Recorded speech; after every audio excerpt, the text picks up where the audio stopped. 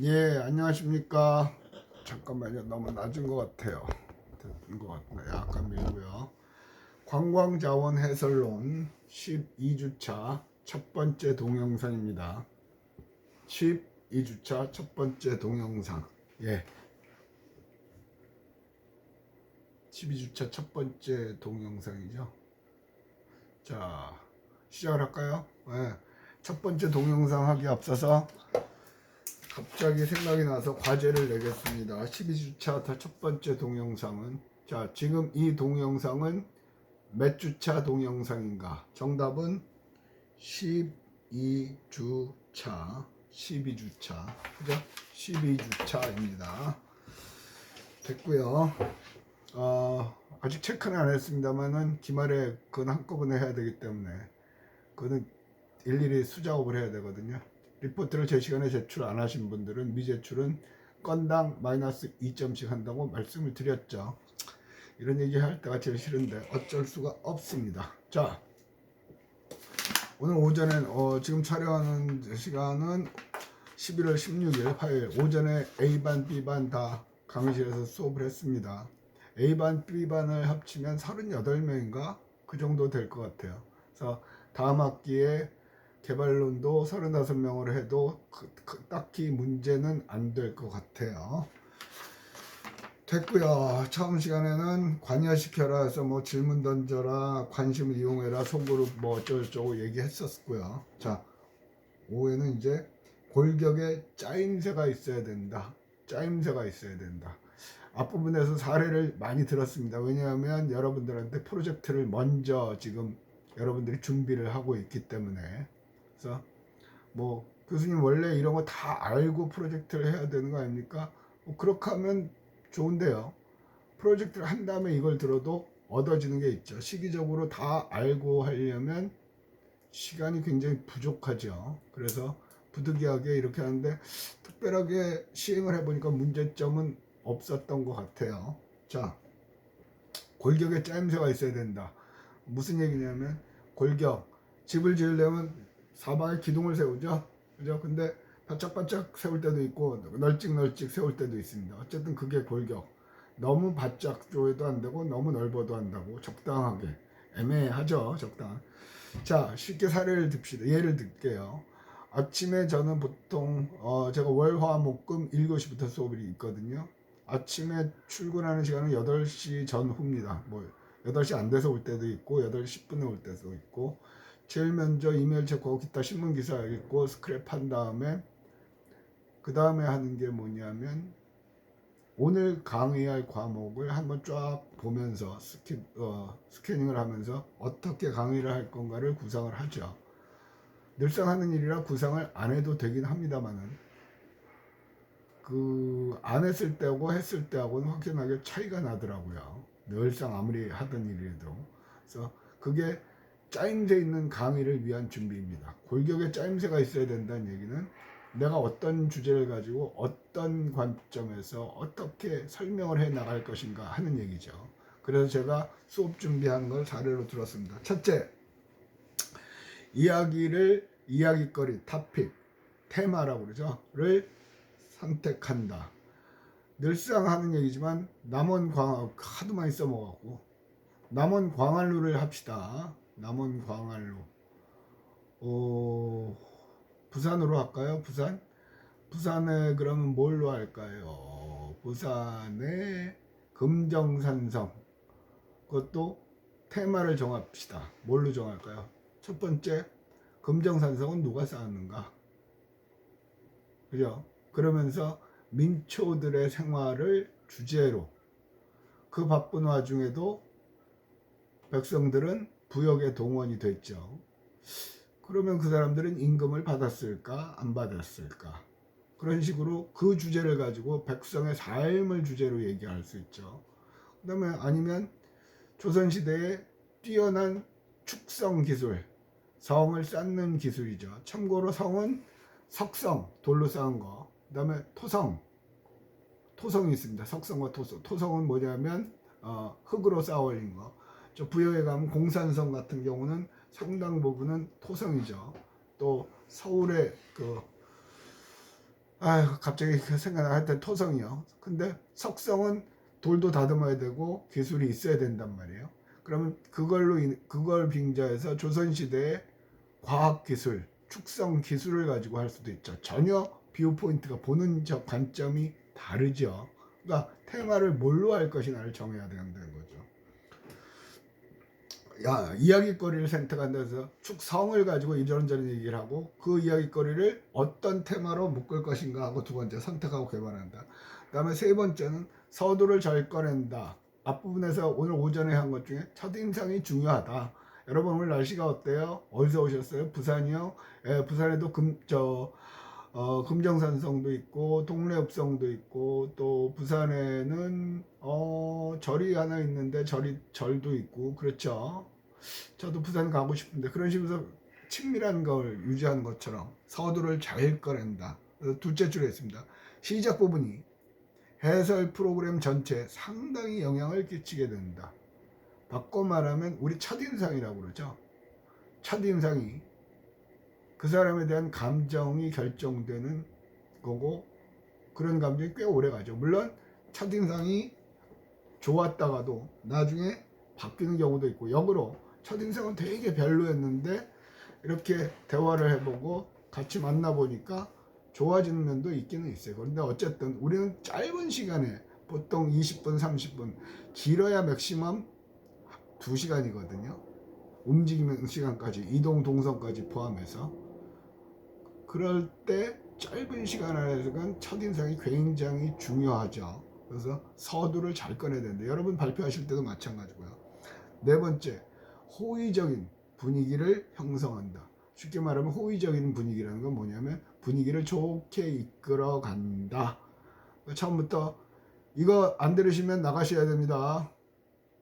그 다음에 인원이 안 찼기 때문에 우리는 못합니다. 뒤에 떠드는 애들은 조용히 시켜주세요. 부모님들 특히 신경 써주세요. 이따구로 해설을 하면 아무도 안 듣죠. 그죠? 그러니까 그런 거. 호의적인 분위기. 네네. 자, 관광은 서비스업입니다. 서비스업은 어떻게 해서든지 내 해설을 듣는 사람을 만족시켜야 되죠. 샤프의 자원해설 목적 첫 번째, 관광객의 경험을 풍요롭게 한다. 자원해설하면서 이따만한 몽둥이 하나 들고 와서 조용히 안 하면 해설 안 합니다. 그러면 안 되겠죠. 댓글 쫙 달리겠죠. 그런 건 아주 단순한 원리예요. 그런데 이 단순한 원리인데 왜 이렇게 써놨냐고요? 그럼에도 불구하고 이게 안 되시는 분들이 많아요. 참, 이 망할놈의 코로나 때문에 현장 경험을 못해서 여러분이 부석사에 갔다 오시면 확실히 다른데 어쩔 수가 없어요. 다섯째, 테마에 대한 관심을 환기시킨다.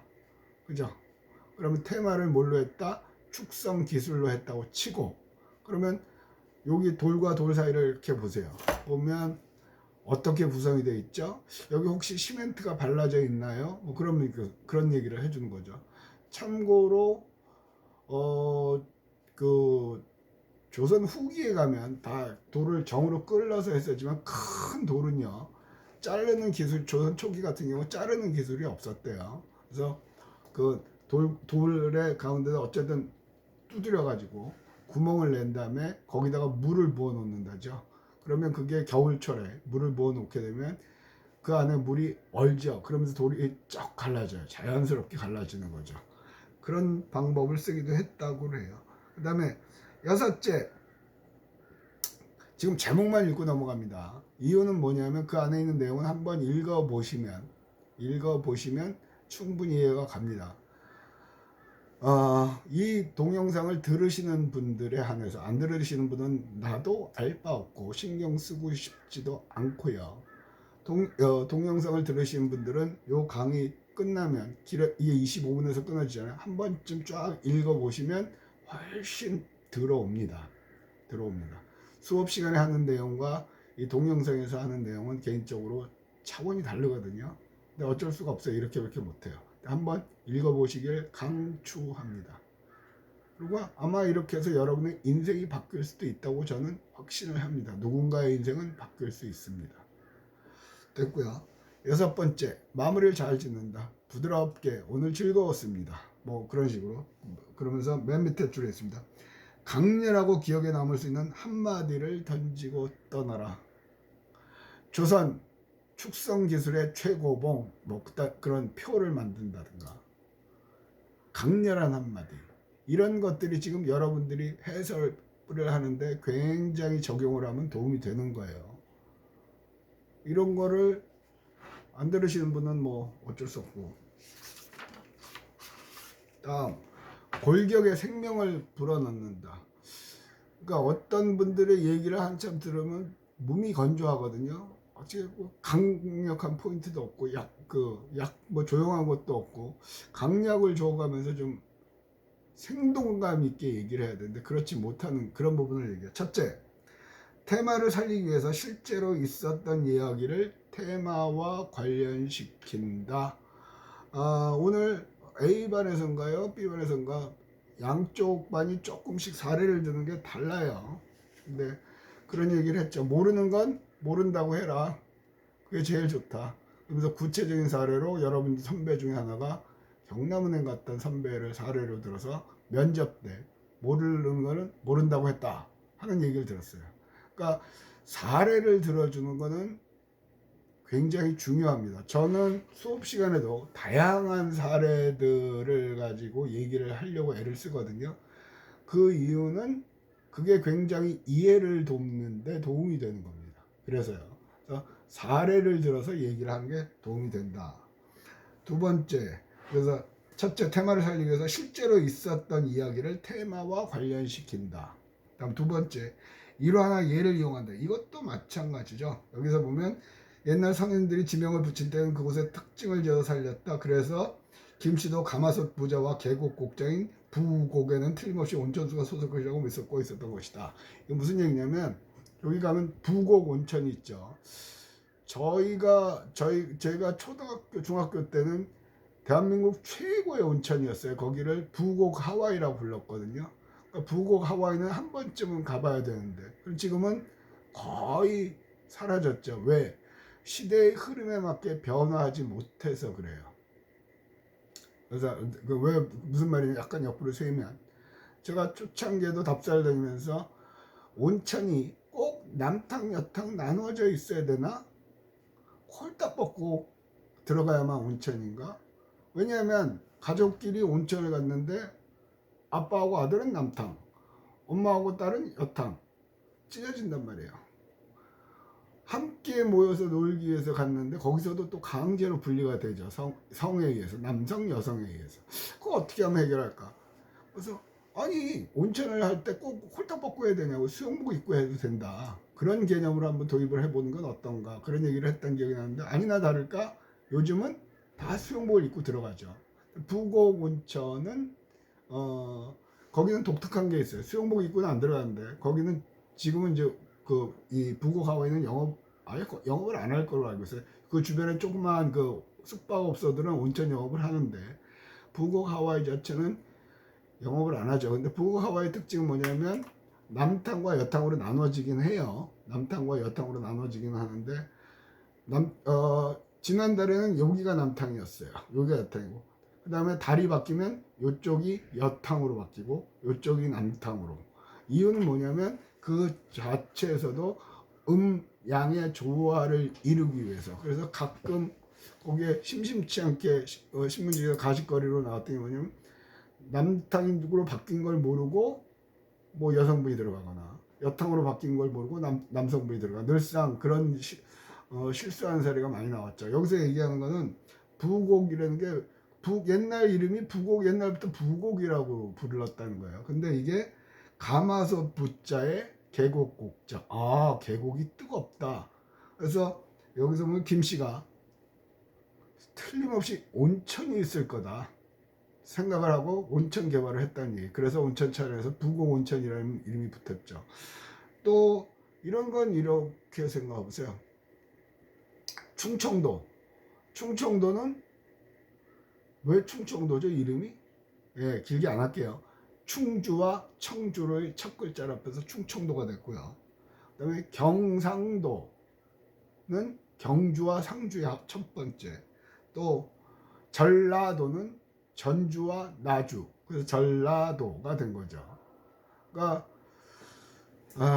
비하인드 스토리도 얘기할 수가 있는데 그건 강의실에서 해야 되기 때문에 됐고요. 그러니까 이름에도 이런 일화나 이런 사례들을 얘기하면 여러분들 지금 전라도 처음 들으시는 분 많을 거예요. 전주와 나주의 첫머리 글자, 충청도, 충주와 청주의 첫머리. 그렇구나. 그죠? 그죠? 그런 얘기를 하면 빨아들일 수 있는 거죠. 그게 해설의 기술이라는 거예요. 그냥 자기가 아는 걸 쫙 잘난 척하고 뽑아내지 말고 사람들이 흥미를 가질 수 있는 요소. 오전에도 그런 얘기를 봤죠. 그 사람들의 특성을 미리 파악을 한 다음에 그 사람들 수준에 맞춰서, 그죠? 자원해설은 사실은 제 개인적으로는 수업하고 비슷해요. 단 수업보다 훨씬 부드러워야 된다는 얘기죠. 됐고요. 셋째, 증언을 이용한다. 여기서 이제 온천 얘기로 풀어갖고 교재상 온천만 여기서 읽어볼게요. 예를 들면 온천에 관한 전문가인 이 박사는 부곡에서는 삼국시대에도 몇 차례 그리고 고려시대에 몇 차례 시커먼 연기가 하늘로 치솟았던 기록이 있다고 하였다. 증언을 가지고 서로 여기는 뭐 시커먼 연기가 올랐다는 얘기는 뭐 화산이 분출됐다거나 뭐 그런 걸 하는 거죠. 그래서 일화나 예를 이용하고 증언을 이용한다는 거죠. 그래서 삼국사기, 삼국유사, 특히 삼국사기는 정사죠. 정사. 그 다음에 삼국유사는 야사. 약간 그런 비스무리한 일이 있었다. 확실한 근거는 없으나, 근데 그런 거에 사람들은 더 흥미를 느낀단 말이에요. 그런 것들을 얘기하면 좋겠다. 넷째, 비교한다. 지금 내가 하는 부곡 온천과 다른 온천을 비교하는 거죠. 읽어볼게요. 이를테면 온천수는 그 성분의 중요한 곳인데 이곳 부곡 온천은 유황 성분이 전국의 온천수 가운데서 가장 많은 곳이다. 그렇구나. 오늘 보니까 강원도 삼척에서 이곳으로 학교를 다니러 온 학생이 있더라고요. 남학생 중에. 멋있는 학생이었어요. 그래서 삼척도 살기는 좋은데 규모가 작죠. 그러니까 대도시를 한번 경험을 해보겠다는. 그래서 오전에 제출 때문에 증인대라고 데리고 와가지고 해서 얘기를 하면서 나중에 코로나 끝나면 소주 먹자고 그랬죠. 소주는 제가 사고 안주는 학생들이 사고. 갑질이에요. 네. 근데 하여튼 학생들하고 이렇게 소주 한잔 먹고 이런저런 얘기를 참 많이 했었는데 벌써 거의 2년이 가까워지네. 코로나 이후로는 일체 술자리를 한 적이 없었던 것 같아요. 근데 술자리를 하고 나면 학생들이 교수한테 다가오기 훨씬 쉬워지더라고요. 그래서 그런 걸 굉장히 많이 선호하는데 어쨌든 못했어요. 그 다음에 강원도에 가면 척산 온천이라고 있거든요. 삼척에 가면 그 설악산 그쪽이에요. 거기는 철 성분이 많아요. 그래서 붉게 녹슨 철 모양 그 흔적이 남아있죠. 척산 온천 같은 데도 보면. 그래서 철 성분이 온천마다 특징이 다 다르죠. 그러니까 그런 것들을 비교해서 우리는 뭐 이걸 먹으면 위장병에 좋다. 이거는 통증에 좋다. 뭐 그런 거 만병통치 위주로 설명을 해요. 그러니까 관심 있는 해설을 하려면 내 지역에 온천이 있다. 부산 지역에도 온천이 있습니다. 저기 동래 온천 있죠. 동래 온천 있고 해운대도 온천 있죠. 그러니까 그런 것들에 관심을 가지면 옛날엔 일일이 도서관 가서 자료를 찾아야 됐는데 지금은 네이버에다만 쳐도 해설을 할 수 있는 기본적인 자료는 쉽게 찾을 수가 있어요. 방탄소년단만 찾지를 말고 그런 것도 찾아보면. 그러니까 근데 그게 내가 재미가 있으면 할 수 있는 거고 재미가 없으면 할 수 없는 거죠. 그러니까 뭐든지 그래요. 재미가 없으면 할 수 없다? 아니, 할 수는 있는데 성과를 못 내죠. 근데 제가 왜 관광을 좋아하냐면 관광을 일단 내가 즐길 수가 있잖아요. 그리고 즐기면서 신나니까 즐거우니까 그 감흥을 전해주는 거죠. 자원 해설도 마찬가지거든요. 아무 생각 없이 갈 땐 몰랐는데 공부해보고 가보니까 이게 이런 의미가 있었다. 좀 전에 얘기한 충청도, 전라도, 경상도. 경상도는 뭐하고 경주와 상주, 그죠? 그런 것들이요. 그러면서 관광객들이 흥미를 갖게끔. 다섯째, 시각 재료를 사용한다. 예를 들면 이제 여기선 슬라이드 두개골 공예품 지도 세이탈 그런 거 같은 경우거든요. 돌 하루방을 모르는 사람은 없지만 제주도 민속마을, 성원 민속마을 같은 거 해설할 땐 돌 하루방 같은 거 그런 것도 이렇게 보여주고, 요게 돌 하루방인데 요거는 문신이고 요거는 무신입니다. 오른손 왼손에 따라서 달라진다는 얘기라든가 그런 것들이요. 수업 시간에 아마 했던 것 같죠? 기억이 안 나시는 분들은 그냥 사시고 참 냉정한 얘기인데 어쩔 수가 없어요. 아까 그 남학생 세 사람 왔을 때도 제가 한 얘기가 그거였거든요. 세 친구가 다 군대를 갔다 왔대요. 그리고 이제 다음 주, 그러니까 A반이었네요. A반 1교시 반이었던 것 같죠. 그러니까 군대를 갔다 왔고 답사를 준비하면서 왜 답사를 가라고 그랬는지, 그 부산 밖으로 나가서 하라고 그랬는지 이해를 할 거라고 이해가 간다고 얘기를 하더라고요. 그러니까 그렇게 결과물은 안 나와도, 결과물은 지금 오전에 지금 다음 주에 하실 분들 걸 받았는데 결과물 그 자료만 보고는 수준이 과거에 비해서 작년 그러니까 코로나 이전에 비해서 현저하게 떨어진다라고 생각을 하거든요. 그러면 첫 번째, 교수가 잘 못 가르쳐서 그럴 수도 있고요. 두 번째, 학생이 멍청해서 그럴 수도 있는데 저는 그렇게 생각을 안 해요. 그 현장을 갔다 오는 걸 했으면 되는데, 그래서 올해 초에도 이번 학기 초에도 사실은 범어사를 갔다 오려고, 멀리는 안 가더라도 범어사를 개인적으로 보려고 전화를 해봤더니 코로나 때문에 일체 자원 해설은 자기네는 시행을 하지 않고 있다. 문화재청도 그렇고 문화관광부에서도 당분간은 해설을 자제하라. 뭐 그렇게 돼 있어요. 범어사도 가까운 자리긴 한데 해설을 들을 수가 있죠. 시험 문제도 났던 불전사물 같은 거도 거기서 해설을 듣죠. 불전사물이 뭐였어요? 범종, 법고, 매달린 물고기, 목어, 그다음 구름 모양의 판, 운판. 그래서 각 천상 천하 이 세상에 있는 생물들을 구제하는 거죠. 불교에서. 그죠? 그런 얘기를 또 거기서 또 들을 수가 있고요. 근데 어쨌든 근데 관광가 학생들을 데리고 답사를 가잖아요. 그러면 자원 해설하시는 분들이 되게 긴장을 해요. 그러니까 그분들은 우리가 다 안다고 생각을 하시는 거예요. 왜? 관광가 수업을 들어본 적이 없잖아요. 대체로 향토사학자 아니면 지역에서 중학교, 고등학교 선생님을 하시다가 은퇴하신 분, 뭐 박물관에 계시던 분들이 은퇴하시던 분, 그런 분들이 해설을 하세요. 그래서 뭐 깊이 있게 아시는 건 많아요. 그건 인정. 그런데 관광은 노는 거라는 걸 모르죠. 재밌어야 된다는 사실을 잘 모르세요. 그러다 보니까 해설을 듣는 우리 학생들은 굉장히 힘들어해요. 그래서 다시 계속 부석사 얘기를 하는데 갔다 오진 않았어도 이런 얘기를 들으면, 또 사과밭에서 사과가 왜 빨간가, 사과밭에 은박지를 쫙 깔아놓는단 말이에요. 그러면 농부 아저씨가 이거 왜 깔았는지 아냐고 그러면 환경보호 어쩌고 학생들이 얘기를 하는데 그게 아니고, 사과가 매달려 있으면 이 위쪽은 햇빛을 받으니까 빨갛겠죠. 바닥에 은박지를 깔아놓으면 햇빛이 은박지에서 반사되니까 사과의 아랫부분도 같이 빨개지겠죠. 왜 그렇게 하는데요? 시장에서, 마트에서 빨간 사과가 좋은 사과라고 소비자들이 인식을 하기 때문에 그렇죠. 그리고 거기 가서 저도 배운 사실이에요. 제가 농업을 해본 적이 없으니까 백화점 가면 사과가 이따만하게 큼지막한 것들을 팔아요. 이렇게 비싸게 팔죠. 근데 그 농부 아저씨의 말씀이면 그런 사과는 비싸게 팔리기는 하나 맛은 없다. 맛은 어른 주먹보다 조금 큰 거, 그 정도가 제일 맛있는 사과다. 그런 얘기들, 그것도 해설이에요. 그리고 현장에서 사과를 따서 직접 아까 그 껍질째 먹는 사과를 먹어본단 말이죠. 그러면 얘기가 달라져요.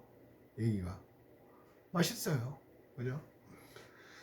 자, 시각재료를 사용한다까지 했죠. 나뭇잎의 사진 그림 됐고요. 여기까지 해서 12주차 첫 번째 동영상을 마치도록 하겠습니다.